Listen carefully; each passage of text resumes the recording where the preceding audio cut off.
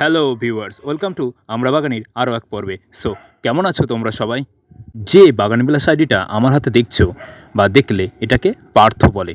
তো পার্থ একদমই normal variety, মানে দেশি ভ্যারাইটি। এটাকে তোমরা যে কোনো বাড়ির গেটের সামনে বা রাস্তার পাশে হয়ে থাকতে দেখো, কিন্তু এটাকে উপেক্ষা করতে পারবে না, এত দারুণ দেখতে এটা।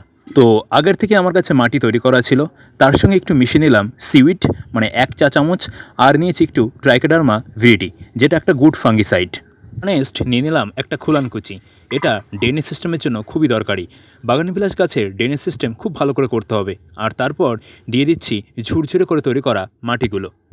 যেহেতু গাছটা একটু বড় আর গাছটাকে একটু বনসাই বা বড় করার ইচ্ছা আছে, তাই নিয়ে নিয়েছি 12 ইঞ্চির বড় একটা ম্যাক্স সাইজের টব।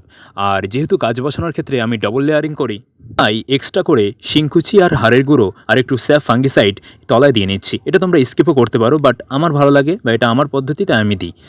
আর এবার চলো গাছটাকে দেখে নাও। পার্থ ভ্যারাইটির কড়িগুলোকে অনেকে অরেঞ্জ কিং বা জাকিরানা ভেবেও ভুল করে, বা আমিও করতাম আগে। আর এটা দেখো আমার কাছে থাকা আরেকটা পার্থ ভ্যারাইটি। ফুলগুলো কড়ি অবস্থায় একদম অরেঞ্জ কিংয়ের মতো অরেঞ্জ হয়ে আসে, আর তারপর পিঙ্কের একটা শেড বা আভা আসে। আর যখন সূর্যের আলো পড়ে তখন বেশ জলজল করতে দেখতে পাওয়া যায়, সুন্দর লাগে দেখতে। তো তোমার কাছে যদি এই আইডিটা না থাকে, তো তুমি এটাকে যথাশীঘ্রই কালেক্ট করে নিও।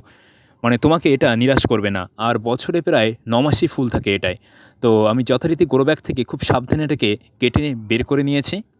ট্রাই করেছি যাতে গাছের একটাও শিকড় না ভেঙে যায়, কারণ শিকড় ভেঙে গেলে গাছ ঝিমিয়ে পড়বে। আর ভালো করে এভাবে মাটিগুলোকে চেপে দেবে। তারপর একটু দিয়ে নিয়েছি হিউমিক অ্যাসিড। 1 লিটার জল বা 5 লিটার জলে 1 চা চামচ, আর 1 লিটার জলে 1 গ্রাম। সো এটাকে ভালো করে গাছের গোড়ায় দিয়ে নেবে। গাছের এটা আফটার শকের হাত থেকে রক্ষা করে। সো থ্যাংক ইউ দেখার জন্য। ভালো লাগলে সাবস্ক্রাইব করে সঙ্গে থাকবে।